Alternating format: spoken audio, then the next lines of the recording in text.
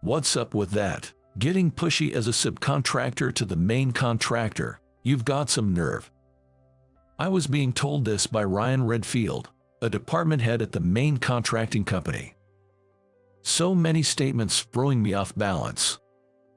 And to top it off, calling me bottom of the barrel guy because I only graduated high school. I was seriously considering asking for a different assignment after this project was over. The $70 million project I received from Ryan, I tackled with all my might, united in effort, but what caused it to fall through? Maybe my lack of ability played a part.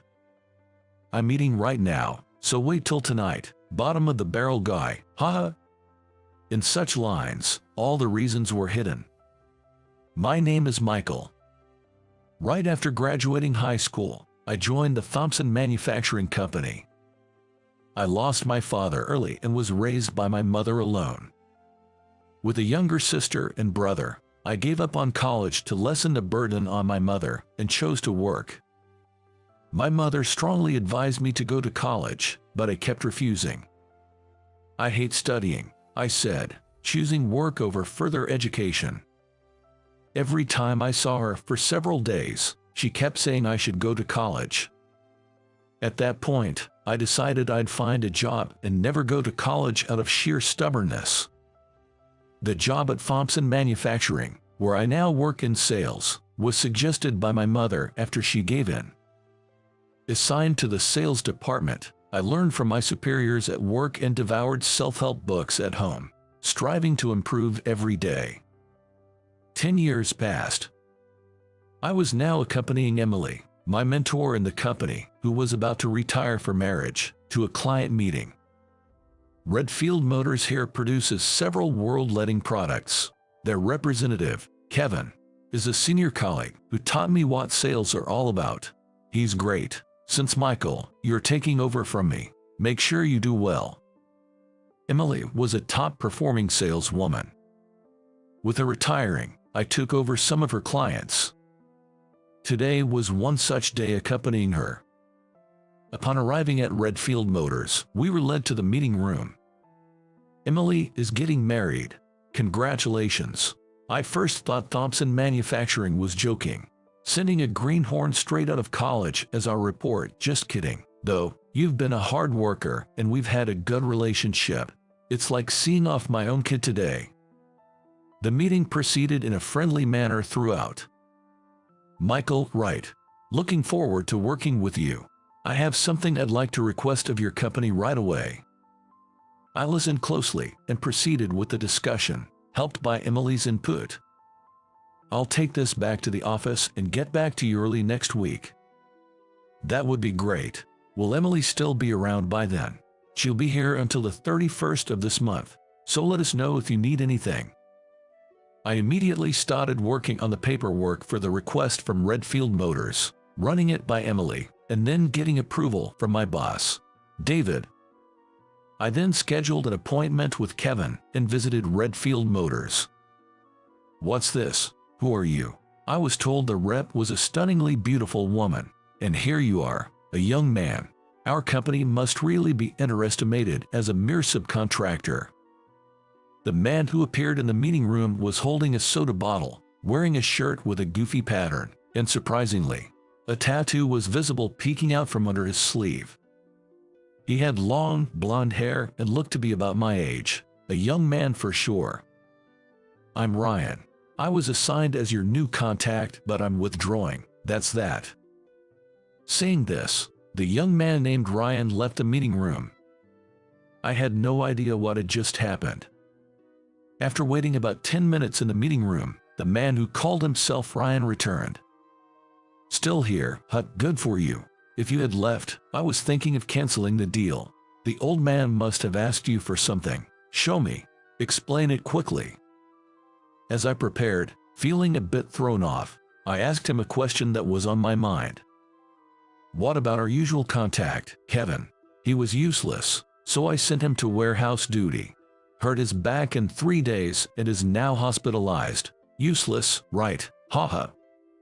I calmly began explaining the details of the documentation. So, How much will it cost and by when can you deliver? As I mentioned at the end of our last meeting, the proposal is on the last page. $10,000 for 2 weeks, huh? No, it's $100,000 for 2 weeks. That's expensive. A tenfold increase just like that, and you are just a subcontractor. I deliberately kept silent.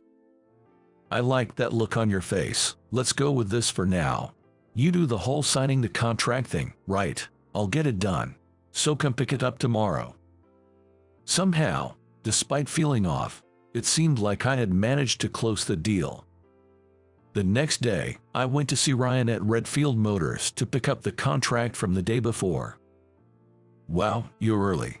The contract is ready, so take it with you. Thank you. I'll get started on the work right away. What? You haven't started yet? I could have canceled it, you know. Excuse me. I like that look, that reaction of yours. See ya. It really threw me off. As I was leaving the meeting room, someone called out from behind. It was Kevin, on crutches. Ryan told me about you. Are you okay? It was tough manual labor I wasn't used to. It got me good. We talked for a while and then parted ways. A few days later, while doing desk work in the office in the afternoon, I got an internal call from a colleague in another department. The call was about no payment received from Redfield Motors yet. Normally, such delays never happened, so they contacted me as the person in charge. I confirmed the delay in payment and contacted Ryan at Redfield Motors. What's this? A subcontractor daring to chase the main contractor for payment. You've got guts. Don't worry, though. I just went on a vacation, and the processing got delayed. You can wait a couple of days, right, as a subcontractor. He said that unilaterally and hung up. Main contractor or subcontractor, does it matter that much between representatives? I thought he should have done it before going on vacation, but I didn't say it. I made the call, and payment was finally confirmed 4 days later. Just as I was about to call, the phone rang. Michael, you have a call. It's Ryan from Redfield Motors. Ryan was calling. I just finished the procedure. You should be grateful that a main contractor is personally informing a subcontractor over the phone. Thank you. Similar payment delays started happening frequently after this incident. Despite Ryan's somewhat prickly way of speaking on the call, I endured it. You're always so cool. Here's a big chance coming up. Did you know about the new safety standards changing early next year? Every company will need this new part to pass inspection. Yes, several small parts requiring advanced manufacturing. Right. Subcontractor with quick info, as expected. So, here's the thing. I'm looking for a company to make these. I've entered your company in the running. It's a deal worth over $70 million. You're entering, right?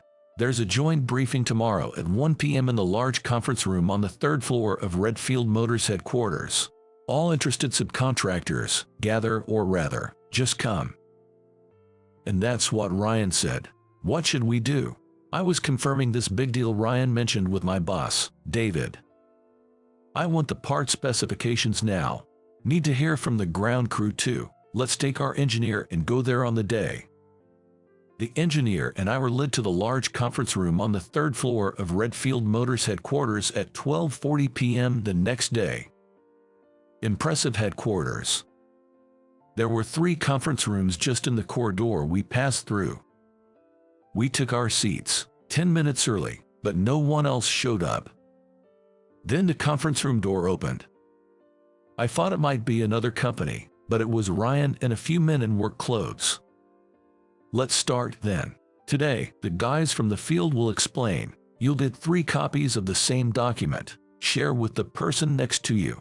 You guys, explain it clearly, so even this dumb subcontractor can understand.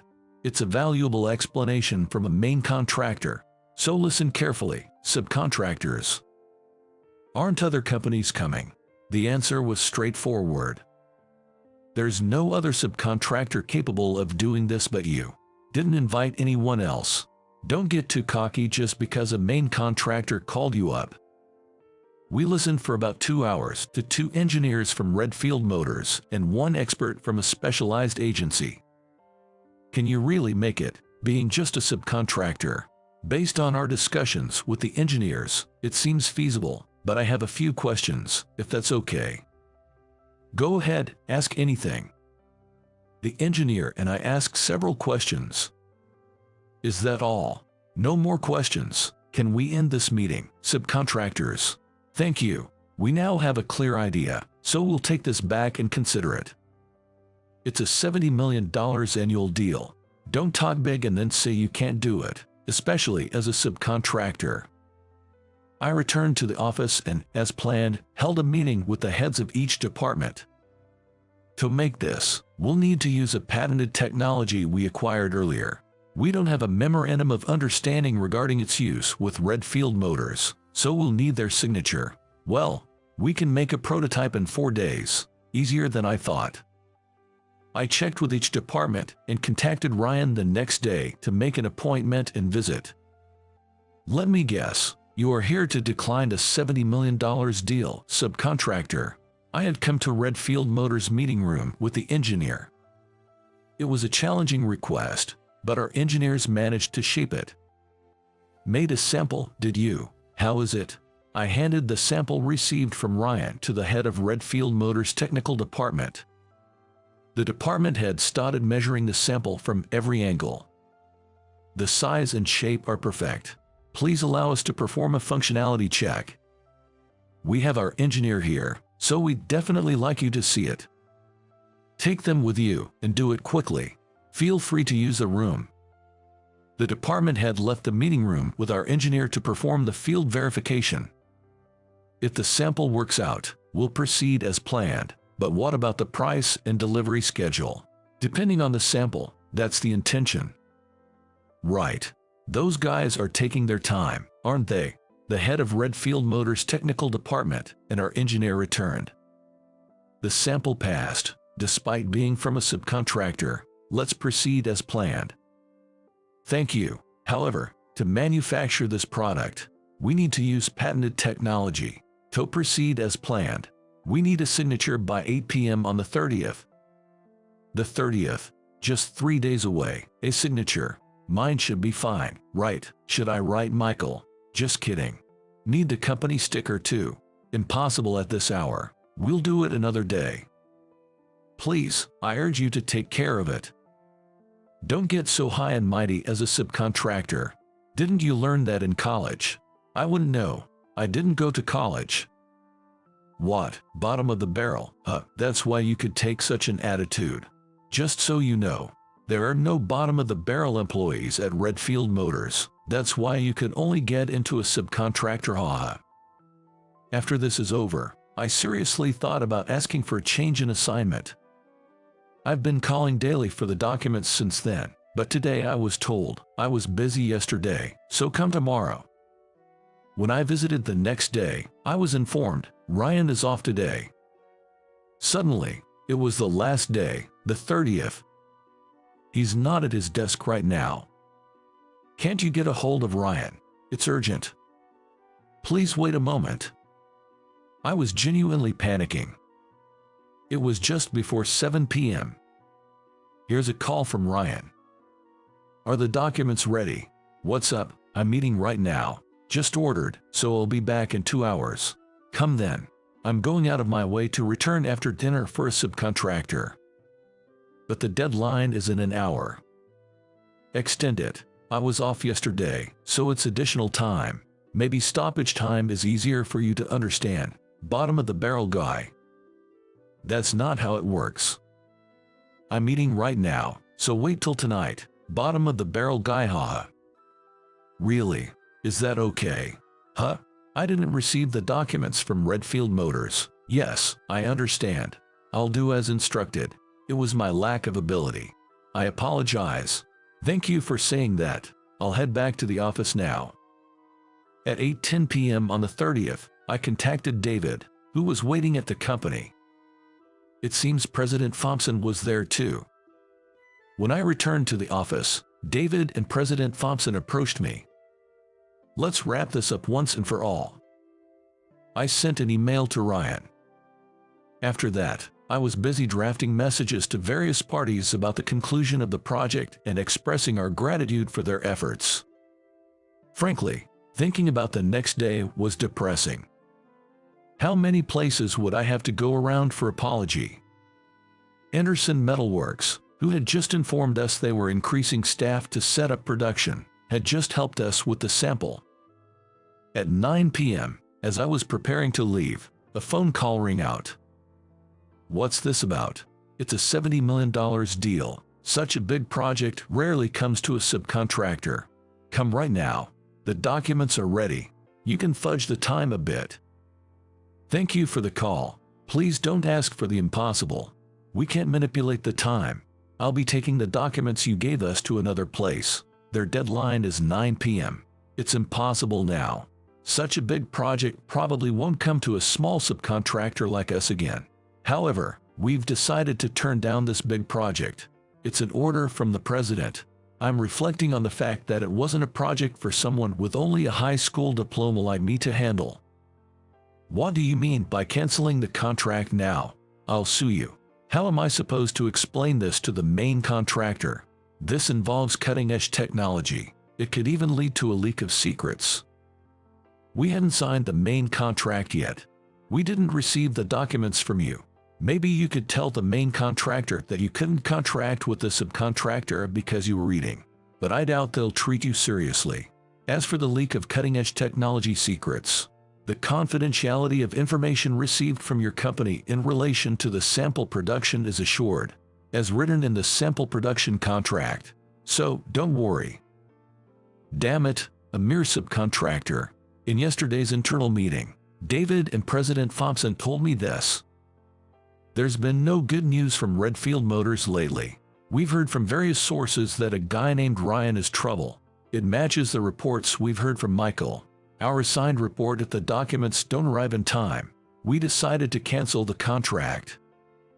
But canceling a $70 million contract is a big deal for our company too. Yes, it's a big deal for our company. That's why we prioritized minimizing damage over profit. I'm coming over there now. Wait for me. The call was abruptly cut off. Even now, his tone was condescending. The call was on speaker, so David, President Thompson, and many others who were still there heard it. Let's see what face he shows up with. Shall we wait then? We can go out for dinner afterward. David, President Thompson, and I waited in the conference room. It was Ryan and President Redfield who showed up. We've heard from our manager, Ryan. We're truly sorry. If you don't mind me asking, what exactly did Ryan tell President Redfield? He said the contract couldn't be completed due to traffic jams and the paperwork couldn't be handed over. I played the loud call on my phone to President Redfield. Ever since a previous incident with a business partner over a call, I started recording all calls. What's this, Ryan? I'm eating right now. That's different from what you said. I got caught in traffic after eating and returning to the office. I thought something was off. I couldn't understand why Thompson Manufacturing would cancel the contract, but now it makes sense. By the way, do you have any more recordings of Ryan's words? If you do, I'd like to hear them. I mercilessly played them for him. A guy, and so young. Our company being underestimated by a subcontractor. What did the old man ask you for? Show me. Explain quickly. As a subcontractor, daring to chase a main contractor. That's enough, thank you. Quite a friendly conversation, huh? I've always told you, Thompson Manufacturing is a partner company. What's this subcontractor talk about? I said you could do as you liked, but I also told you about the responsibilities that come with it. We'll remove him from this project. Would you be willing to accept requests from us instead? Considering the numerous actions, statements, and attitudes of the manager, it's clear that Ryan's lack of management also significantly involves President Redfield. The $70 million project is huge for us as well. However, The damages we've suffered so far are immeasurable. After comprehensive consideration, we've decided to withdraw from all future dealings with Redfield Motors. That is all from us. What? Just because I made a small mistake, you are pulling out of all future deals? Don't we mean anything to you after all we've done? That's not the case, Ryan Miller. We've personally and professionally endured humiliation because of you. How do you know that name? The engineer who accompanied me with the sample last time was from Anderson Metalworks, a part of our group company. That's irrelevant now. Ryan was originally a worker at Anderson Metalworks. He was handsome and excellent in conversations with women, spending nights with different women each day. One day, he met President Redfield's daughter and learned about an unplanned pregnancy. Ryan was preparing to leave the town, but the woman was delayed in leaving her home, and it led to him being forcibly taken to the Redfield residence. Upon arriving, Ryan was surprised to find himself in a luxurious house. He understood then that a subcontractor's employee had become a candidate for the president of a main contractor. A all rags to riches story. After the wedding, he was living in a big house with a luxury foreign car. Ryan seemed to be on top of the world.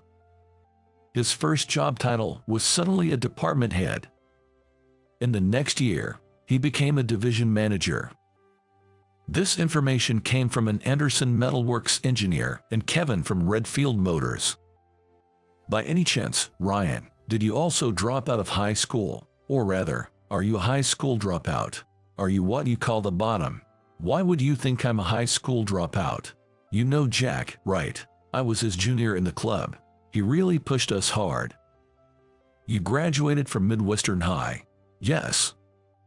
Ryan, me, and even my father. We all graduated from Midwestern High. Well, that's a prestigious school known for its academic excellence. I was top of my class until middle school. Once I got to high school, I was surrounded by geniuses. Couldn't keep up with the classes and lost all motivation. I'm a high school dropout. So what? I'm the bottom. Well, being a dropout doesn't matter when you're an adult. We will be stopping all dealings with Redfield Motors and we'll be filing for unpaid dues and damages. We'll be taking legal action. Thank you. What does this mean? A subcontractor suing the main contractor. Ryan, it seems you've been treating others similarly elsewhere. Unpaid dues, arrogant behavior. Your last resort is always, I'll stop dealing with your company, right? Now you know how that feels. As a subcontractor, it's none of my concern. I'll get someone else to make it. Please do so if you can. Thank you. Understood. I'll take this as an expensive lesson. Damn it. I'll find someone to make it for me. Ryan was grabbed by the scruff of his neck by President Redfield, who then left. Ryan found a company overseas willing to manufacture for half the price we quoted, and he called our office the other day. To me, he bragged, serves you right. I managed to deliver on time and was relieved. I should have gone with them from the start. A few weeks later, a recall occurred at Redfield Motors' client location. Apparently, the cause was defective parts supplied by Redfield Motors. The client demanded a substantial amount in damages. Ryan had the parts made by an overseas company using the design we provided for the main contractor. However, the design was for the sample, and it required further improvements in over 100 areas to become the final product. Ryan was fired for taking full responsibility for this fiasco. He also got divorced and was kicked out of his house. He was burdened with hefty alimony and child support payments. I heard rumors of Ryan struggling at a construction site, but unfortunately, I couldn't verify them. Redfield Motors was sued for a significant amount by the main contractor for leaking even the sample design. Additionally, the overseas company used it as a base for their own product, making a few modifications and released it as a hit product. Years later, rumors of Redfield Motors potentially going public were quashed, and they seemed on the brink of collapse. We couldn't work with Redfield Motors anymore, but we received inquiries from 3 of the world's largest auto parts companies we had never dealt with before. The recall incident with Redfield Motors seemed to have spread the word about the sample we created globally. We conducted several remote meetings and underwent performance tests at the local sites. Later on, trade negotiations were held in the US, and both parties reached a mutual agreement. The deal amounted to more than $70 million. My younger sister and brother graduated from college, with my sister landing a job at a government office and my brother at a securities company. Both of them attended public high school and national universities, which greatly relieved my financial burden. Around that time, I asked Emily, 4 years my senior, out for dinner after successfully closing a deal. Since she was single, I half-jokingly invited her to a movie on the weekend. Sure, it's been years since someone asked me out on a date. We managed to keep our relationship secret from colleagues and seniors and got married after dating for a year. We thought Emily would stay and you'd become the house husband. We were often teased. It turned out that everyone in the department had known for quite a while and had pretended not to notice. My sister and brother insisted on paying for the wedding, which made our honeymoon passable. You'd say, it's a client with a wonderful person who taught me what sales are. But you learned a lot, right? I shared the day's events with Emily, now my wife, as we lay in bed. It's sad though, for his wife and child if he got divorced. According to Kevin, Ryan never liked kids and never once held his child. Apparently, the kid wasn't even attached to him. His continued affairs were discovered, and that, along with everything else, led to the divorce. The work mistake was just the last straw. What about you, Michael? Any affairs? Me. I'm not handsome enough for that. If anything, I'm more worried about you, Emily, with your beauty and great style. At work, I became a supervisor responsible for 5 subordinates. Is this also thanks to your wife's support? They kept teasing me like that, but I didn't mind.